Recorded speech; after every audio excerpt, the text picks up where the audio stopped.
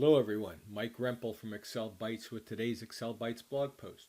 Today is going to be a really quick tutorial and I'm going to show you how to enter multiple lines of text in one cell. So let's see how we can do that in Excel.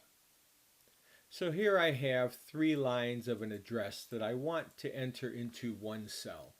And if I went ahead and entered the first line and just hit enter, it's going to drop down to the next cell, and that's not what I want.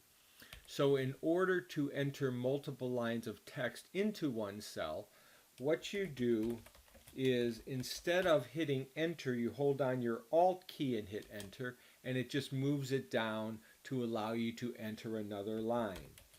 So I put in what I want, Alt enter,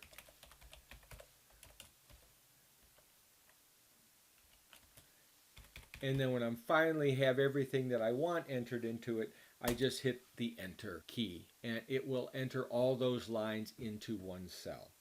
Now it appears in the formula bar that it only shows the first line, but if I just drag that down, you'll see all that data is entered into that single cell, and it does appear in the formula bar.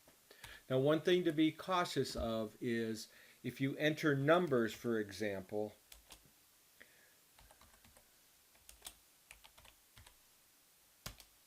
and you want to use those in a formula, Excel treats those as text.